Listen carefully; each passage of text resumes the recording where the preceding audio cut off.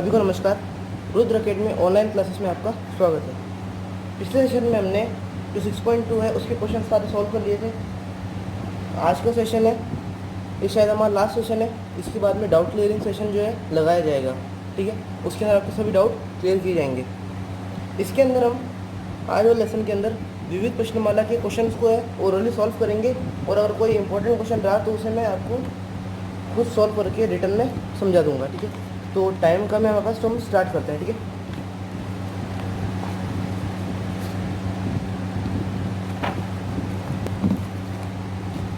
ये इसके अंदर ऑप्शनल क्वेश्चंस भी है, वस्तुनिष्ठ टाइप के। ये जो आपको खुद करना है 11 क्वेश्चंस, इनकी फोटो तो वैसे मैंने आपको मिल चुकी है। तो 11 क्वेश्चन ऐसे स्टार्ट करते हैं। दिया हुआ है sin x plus cos x plus x, जो तीनों के मोड में x बिलोंग्स टू r की सांतत्ता का परीक्षण कीजिए। पहली बात, इस टाइप का क्वेश्चन आएगा नहीं, क्योंकि इसका जो आंसर है वैसे एक लाइन का ही है। क्योंकि देखिए, जब ये तीनों जो है, तीनों पद कैसे हैं आपके, sin x अवकलनीय है हर पॉइंट पर, cos x अवकलनीय है, और ये तत्सम फलन है, ये भी अवकलनीय है, ठीक है। सर सतत है, ठीक है ना, भूल गया मैं। तीनों क्या है, सतत है। तत्सम फलन और त्रिकोणमिति फलन हमने पढ़ा है सततता के अंदर। तीनों क्या है, सतत फलन है, ठीक है, आर के प्रत्येक मान के लिए। तो हमें इसकी जांच करने की जरूरत नहीं है यहाँ पर। तो हम डायरेक्ट लिखेंगे, क्योंकि ये तीनों जो है एक अवकलनीय फलन है, तो इनका योग भी कैसा होगा, अवकलनीय होगा। पहली बात, इस टाइप का क्वेश्चन आपका आने वाला नहीं है, ठीक है, क्योंकि 2 नंबर के अंदर एक लाइन का क्वेश्चन नहीं आता है, ठीक है। और फिर भी अगर आता है तो आपको ये लिखना है, और उसके अलावा वैसे इसके कोई चांस नहीं आने की, ठीक है। लेकिन आपको इसमें क्या बात लिखनी है कि तीनों जो है अवकलनीय, तो इनका योग भी कैसा होगा, अवकलनीय, ठीक है। यदि फलन एफ एक्स ऐसे दे रखा है हमें sin m plus 1x plus sine x by x, ठीक है।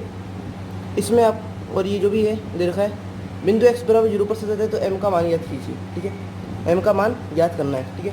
इसे बहुत ही शॉर्ट में समझा दूंगा मैंने क्या कहा, जब भी साइन ऊपर आए और h नीचे आए, तो मैं साइन बाई एच का फॉर्मूला बना के इसको लिमिट लगा के 1 कर देना है, ठीक है, ठीक है। तो इसे सॉल्व करते हैं हम। क्या करना है, सतत है, ठीक है। सतत होगा तो क्या होगा, लेफ्ट हैंड लिमिट, ये जो लेफ्ट हैंड लिमिट होगी ये फंक्शन की वैल्यू के बराबर होगी, यानी कि जो अपना f0 है वो अपने बराबर होगा लेफ्ट हैंड लिमिट के। अब मैं राइट हैंड लिमिट के बराबर क्यों नहीं लिया, वैसे तो बराबर ही है, लेकिन हमें लेफ्ट हैंड लिमिट को ही बराबर रखना पड़ेगा, क्योंकि राइट हैंड लिमिट को बराबर रखेंगे तो हमारे पास राइट हैंड लिमिट में m का तो पद ही नहीं है, और हमें ज्ञात तो m ही करना है ना, इसलिए। तो 1/2 इसके बराबर हो जाएगा, देख लेते हैं एक बार। क्या दिया हुआ है, साइन स्क्वायर, ठीक है ना, ये हो जाएगा हमारे f0 माइनस एच बराबर किसके हो जाएगा, इसको नीचे लिख लेता हूँ मैं, 1/2 बराबर लिमिट h टेंड्स टू 0, ठीक है, साइन m प्लस 1x,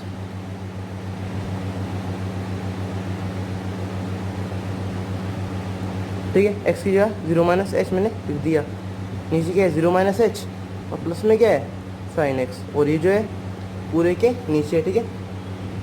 इतनी बात आपको समझ में आ गई, साइन है, ठीक है, और ये लिमिट है, ठीक है। अब क्या करना है, क्वेश्चन में दे रखा है, ठीक है, यहाँ पे x आएगा 0 नहीं है, x इज लेस देन 0, ठीक है।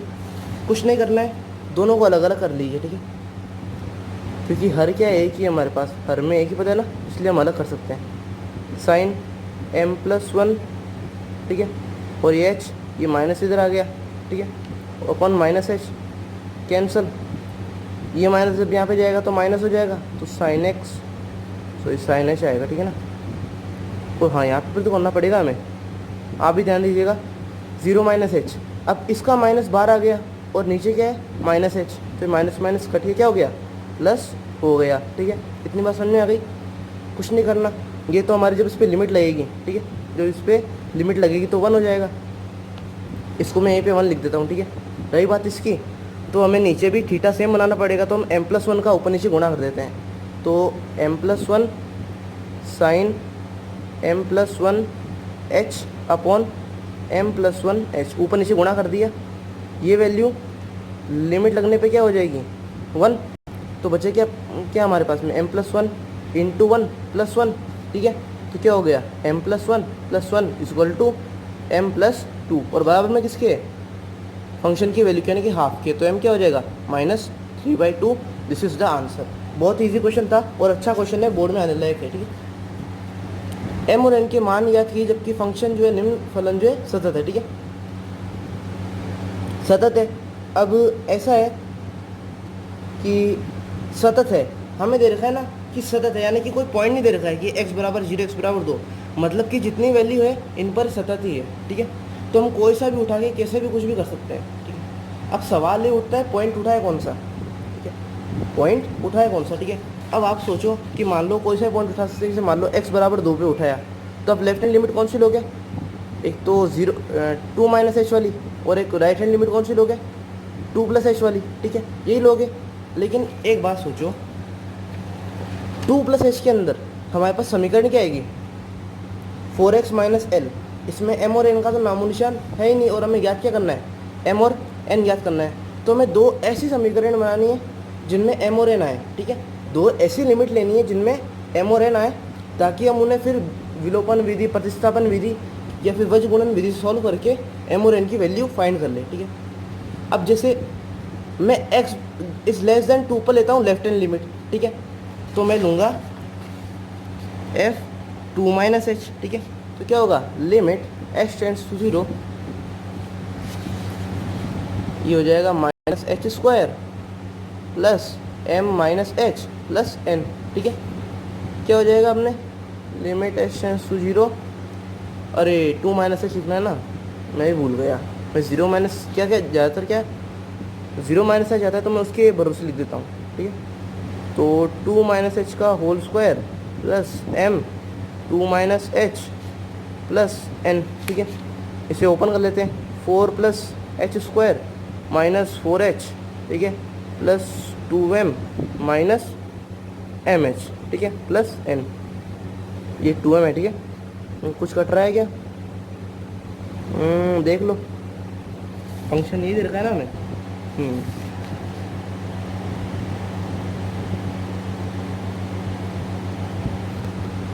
जस्ट 1 सेकेंड, ठीक है। तो कट तो कुछ नहीं रहा है, अब हम सॉरी यहाँ पे लिमिट थी ना, हम भूल गए फिर से लगाना, तो लिमिट हम रख देते हैं, ये 0, ये 0, ये भी 0, बचे क्या 2m + n + 4, तो हमारे पास इक्वेशन क्या गई 2m प्लस n + 4, अभी किसके बराबर है लेफ्ट हैंड लिमिट के, ठीक है, किस पे 2 पर, ठीक है, f2 - h के, और हम जानते हैं कि फंक्शन सतत है, तो ये किसके बराबर होगा f2 के बराबर, ठीक है। तो f2 क्या है हमारे पास में 4x - 2n 4x - 1, ठीक है ना, यानी कि हमारे पास जो है ये 4 2 - 1 यानी कि 8 - 1 7, ठीक है। तो हमारे पास 2m + n जो है और प्लस 4 है वो इक्वल टू 7 हो जाएगा, तो 2m + n इक्वल टू 3, ये हमारे पास क्या गई फर्स्ट इक्वेशन। ऐसे ही हम क्या करेंगे पॉइंट 4 पे, ठीक है, x की राइट हैंड लिमिट निकालेंगे, ठीक है। अब आप चाहे तो आप 6 पर लेफ्ट हैंड लिमिट भी निकाल सकते हैं, ऐसी कोई इशू नहीं है, ठीक है। लेकिन उसमें एक प्रॉब्लम आ जाएगी, प्रॉब्लम क्या आएगी कि उसमें, लेकिन आप 6 के बराबर देखिए, चलो मैं आपको लेके बताता हूँ, ठीक है, 6 के बराबर, वैसे तो ये गलत हो जाएगा, फिर भी आपको समझाने के लिए मुझे बताना पड़ेगा, ठीक है। जैसे उस पर मैं लेफ्ट हैंड लिमिट निकालूंगा, ठीक है, तो m 0 - h का होल स्क्वायर, ठीक है, प्लस 17n, ठीक है, तो क्या हो जाएगा mh² प्लस 17n बराबर में क्या है, ये यहाँ पर 6 रखना पड़ेगा मेरे को, तो m × 36m प्लस 17n, ठीक है। अब अगर लिमिट रख दूँ, लिमिट अगर मैं रख दूँ, जैसे दोनों बराबर है, ठीक है, अब इसमें मैंने लिमिट लगा दी तो क्या होगा 17n बराबर n है, ठीक है। मैं इसलिए बता रहा हूँ ताकि आप ये गलती ना करें, ठीक है। अब ये कट गया, प्रॉब्लम बहुत ज़्यादा हो जाएगी, ठीक है। अब जैसे इसमें m की वैल्यू 0 आ रही, लेकिन 0 है नहीं वैल्यू, ठीक है। जस्ट 1 सेकेंड, नेक्स्ट जो है 0 से छोटा है, अरे हमने यहाँ पर गड़बड़ी कर दी, ठीक है, थोड़ी गड़बड़ी हो गई, कोई प्रॉब्लम नहीं है मुझसे। यहाँ तक आपको समझ में आ गया?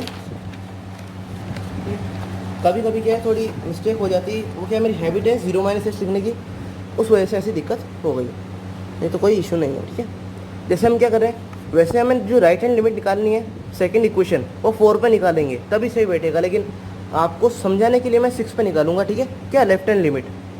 तो f6 - h इक्वल टू क्या हो जाएगा, लिमिट h टेंड्स टू 0, क्या होगा, m 6 - h का होल स्क्वायर प्लस 17n, तो खोल देते हैं इसे भी, m 36 - 12h plus h square plus 17n, ठीक है, n है, ठीक है,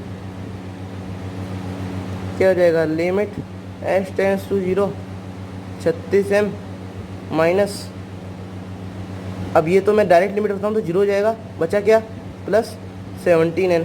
अब 6 पर इसकी फंक्शन की वैल्यू क्या है, 6 पर फंक्शन की वैल्यू क्या है, एक बार देखिए, हम पहले x6 निकाल लेते हैं, ठीक है, x6 क्या हो जाएगा, m इंटू 36x का स्क्वायर में डायरेक्ट लिख रहा हूँ, ठीक है, प्लस 17n, ये क्या आ गया, 36m प्लस 17n।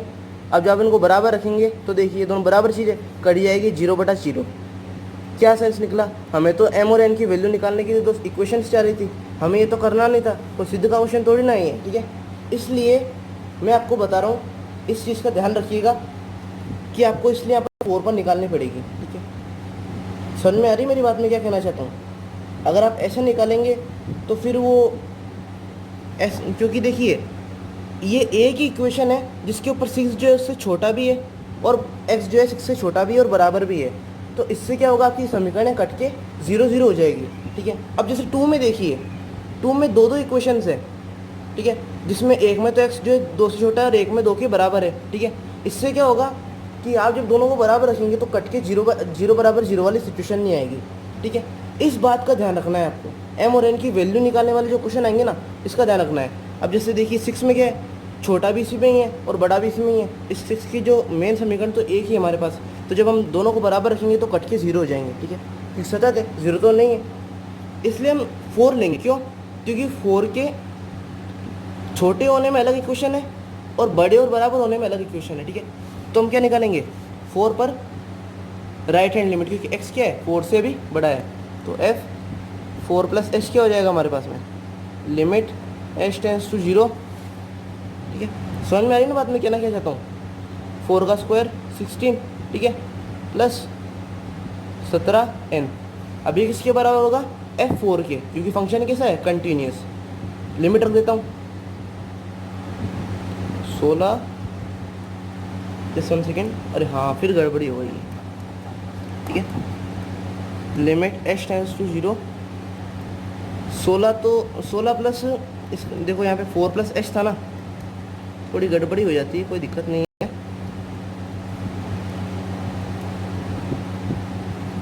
इसका स्क्वायर है क्या, तो 16 + 8h + h square into m + 17n, ठीक है, क्या हो जाएगा हमारे पास में।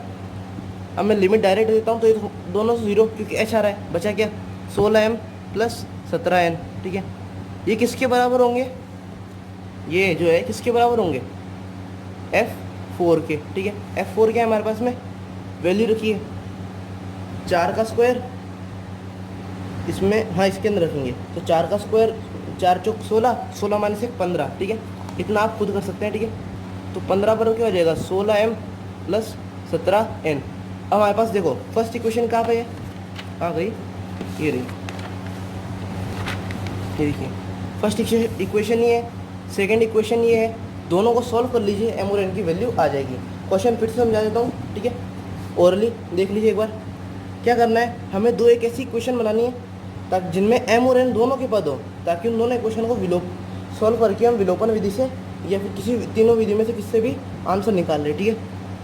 अब जो ये लिमिट लेंगे हम 2 और 4 पर लेंगे, क्यों, क्योंकि 6 पर अगर ले ली और 0 पर अगर ले ली तो 0 पर जो है हमारे पास एक ही समीकरण है और 6 के लिए भी एक ही समीकरण है, तो दोनों जब समीकरणों जब बराबर रखेंगे तो आपस में कैंसिल होकर 0 बराबर 0 आ जाएगी। तो ये तो हमें समीकरण चाहिए ही नहीं, हमें तो दो ऐसे समीकरण चाहिए जिनमें m और n दोनों के पद हो, ठीक है, ताकि हम उनको सॉल्व करके आंसर निकालें। समझ में आ गई इतनी बात, ठीक है, आगे बढ़ते हैं। अब देखो इसे करने के दो तरीके हैं। टेन अपॉन साइन क्या होता है, सेक एक्स होता है, ठीक है। आप या तो डायरेक्ट सेक एक्स लिख दीजिए, ठीक है, फिर लिमिट लगा दीजिए, या फिर अंश और हर के अंश क्या कर दीजिए, गुणा करा दिए एक्स का, ठीक है। मैं इसको ऐसे लिख सकता हूँ क्योंकि x और x कट गया तो ten x upon sine x वापस ही आ जाएगा। मैंने ऊपर नीचे क्या करा, x का गुणा करा दिया। अब जब इस पर लिमिट लगेगी, क्योंकि लिमिट क्या है, जब इस पर लगेगी तो ये भी 1, इस पर लगेगी तो ये 1, इसका भी फॉर्मूला इसकी जस्ट सेम ही है, तो 1 1 1 हो जाएगा, ठीक है। इस तरह आप इसकी जांच कर सकते हैं, और नहीं तो सेक एक्स पर निकाल लीजिए, क्योंकि सेक 0 की वैल्यू क्या होती है, सेक 0 की वैल्यू क्या होती है 1, ठीक है, बिल्कुल ईजी है। आप दोनों साइड की जांच करके संततता की जांच कर सकते हैं, ठीक है, वैसे सतत आएगा, ठीक है, श्योर है। तो फलन एफ एस में दे रखा है, ठीक है, एक्स मॉड एक्स जो भी दे रखा है, ठीक है, एक्स बराबर 1 और 3 पर सातत्य का परीक्षण कीजिए, ठीक है। 1 और 3 पर क्या करना है, सातत्य का परीक्षण करना है, ठीक है। तो मैं एक पे ही करूँगा, आपको दोनों पे स्वयं कर लेनी है, ठीक है।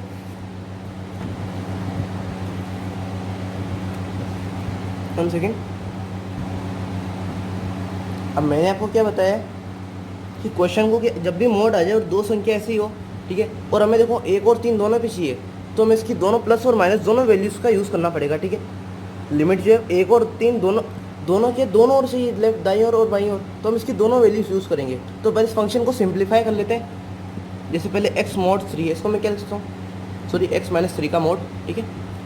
अब एक बार लिखूँगा, जब क्या हो, x जो 3 से छोटा हो, तो ये क्या होगा, minus when x is less than 3, ठीक है। लेकिन बड़ा किससे हो, 1 से, ठीक है। कैसे, क्योंकि अगर आप इससे 1 से बड़ा हो और 3 से छोटा हो, ठीक है, या फिर 1 के बराबर ही हो सकता है,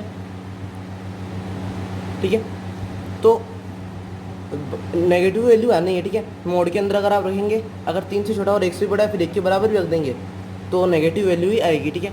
और एक जो सिचुएशन है क्या है, x - 3 जो है वो क्या होगा, पॉजिटिव होगा। कब, जब x is greater than equals to 3, ठीक है। इतनी बात आपको समझ में आ गई।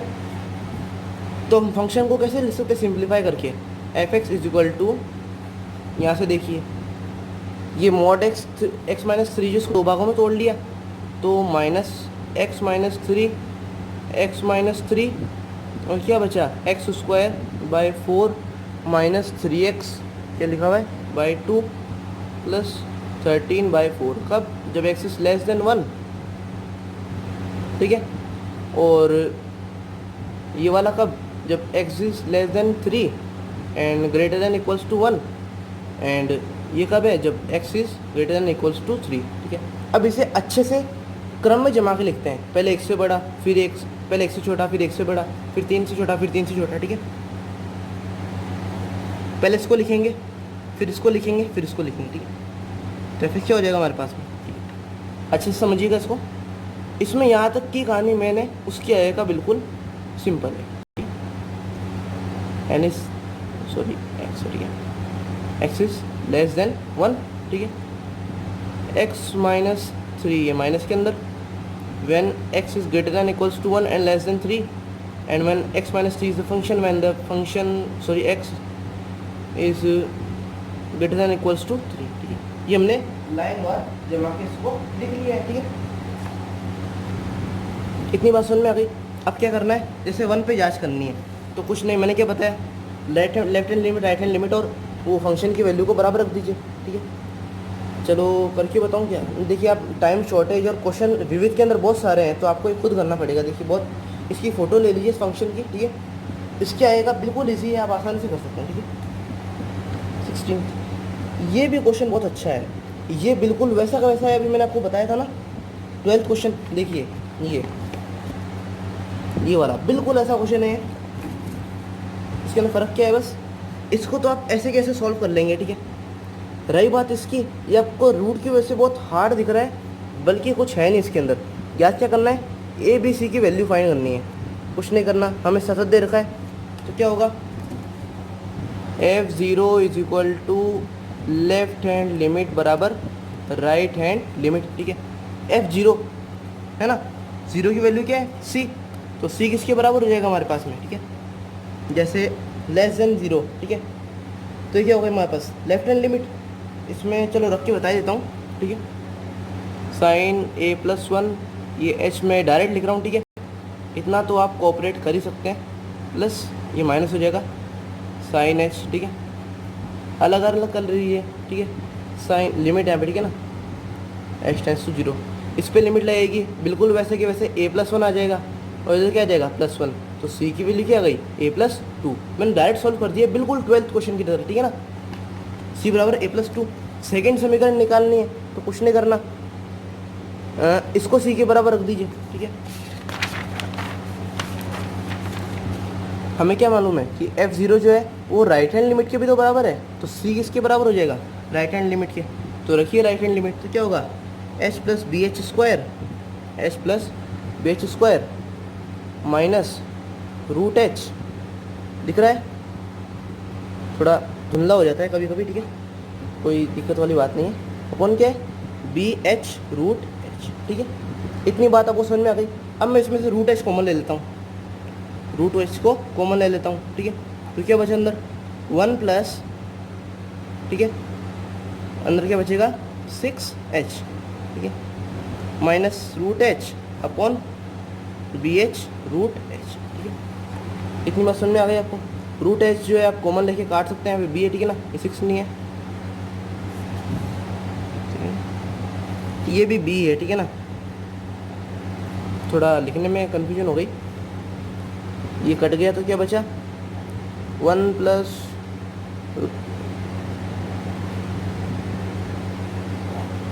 अपॉन क्या बचा h, ठीक है। इतनी बात आपको सुन। अब यहाँ पे थोड़ा दिमाग लगाने की जरूरत है। हमें ज्ञात क्या करना है, a b c की वैल्यू फाइंड करनी है क्वेश्चन के अंदर, ठीक है। अब अगर मैंने यहाँ पे लिमिट रख दी तो अनिवार्य वाली प्रॉब्लम आ जाएगी और हमारे क्वेश्चन की पूरी कचरा हो जाएगा, ठीक है ना। तो हमें एक काम करना पड़ेगा, मैंने इसलिए आपको बोला कि 11th की फॉर्मूला याद रखिएगा, ठीक है। आपको एक फॉर्मूला दिया हुआ था रूट में एक्सपांशन का, ठीक है ना, जैसे 1 प्लस बी एच की पावर हाफ है ना, ये आया था आपके बाइनोमल थ्योरम से, ठीक है ना। द्विपद प्रमेय जो आपको 7 चैप्टर था 11th क्लास में, वहाँ से आया हुआ है। बहुत ही ईजी फॉर्मूला है, इसको एक बार याद कर लीजिए, ठीक है। कैसे करना है इसको, जैसे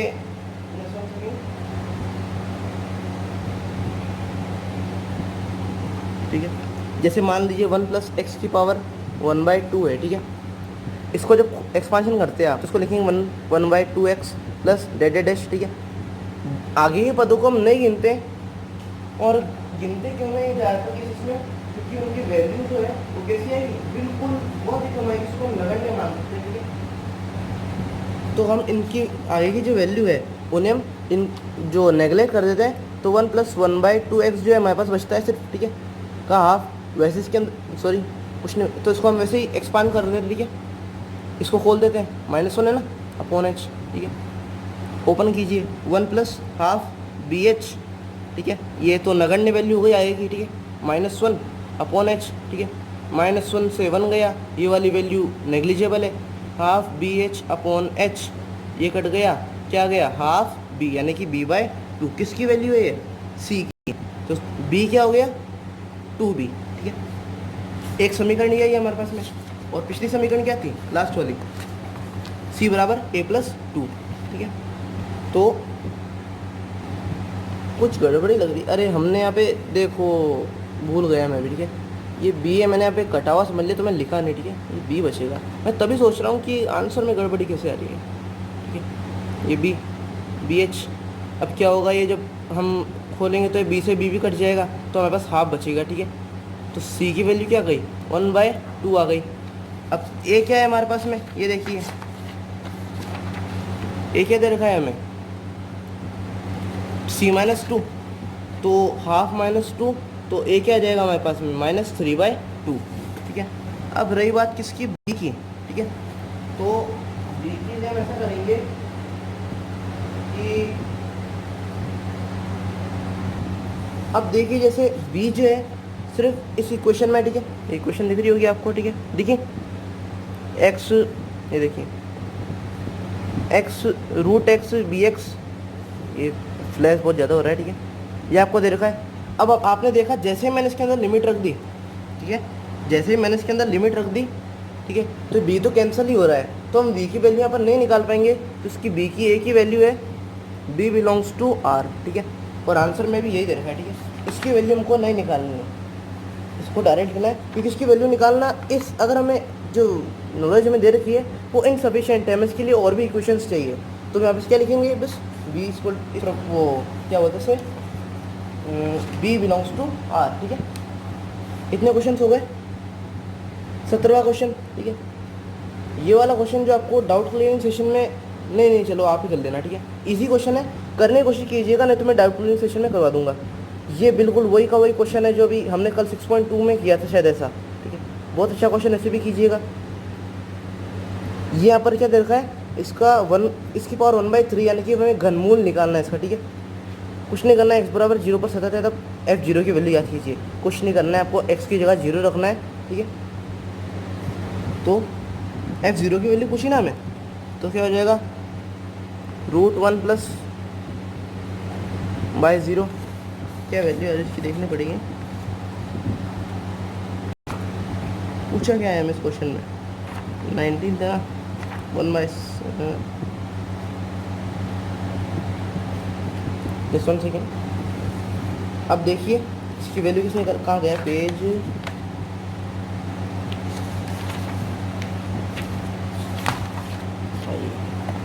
जैसे हमें दे रखा है √1 प्लस एक्स प्लस ये ना, सॉरी माइनस है, ये फ्लैश जो आज बहुत ज़्यादा हो रहा है इसका,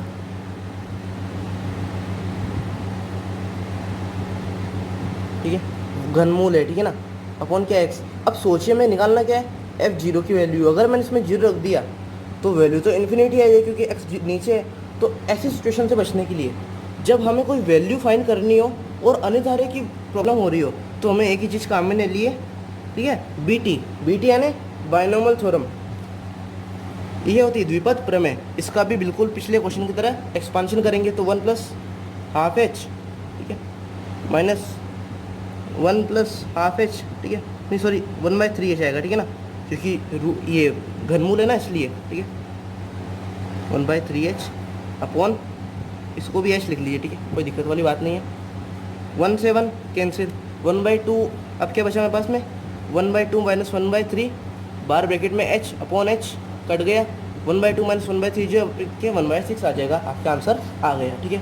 मैंने क्या बोला, जब भी इन्फिनिटी की प्रॉब्लम हो रही है, आपको कोई वैल्यू फाइंड करनी हो किसी फंक्शन की या किसी ए बी सी की, ठीक है, तो हम बाइनोमियल थ्योरम या किसी और थ्योरम का यूज़ कर सकते हैं, ठीक है। बहुत अच्छी थ्योरम है ये भी, बहुत काफ़ी इंटरेस्टिंग चैप्टर होगा, आपने अच्छा से पढ़ा होगा 11th में। हमारा फेवरेट क्वेश्चन आ गया, क्या बताया इसकी ट्रिक मैंने, अनंत ई की पावर प्लस अनंत की पावर को कैसे भी करके हटाओ और माइनस पावर बनाओ। कुछ नहीं करना है, ऊपर नीचे से ई की पावर 1/x कॉमन ले लीजिए, आपका काम हो जाएगा, ठीक है। फलन f(x) sin x जो है x के किन मानों की लिए अवकलनीय है, ठीक है। अब आपको ऐसे तो मालूम है कि ये sin x जो है x के प्रत्येक मान के लिए अवकलनीय होता है, ठीक है। इतनी बात तो आपको मालूम ही है, ठीक है।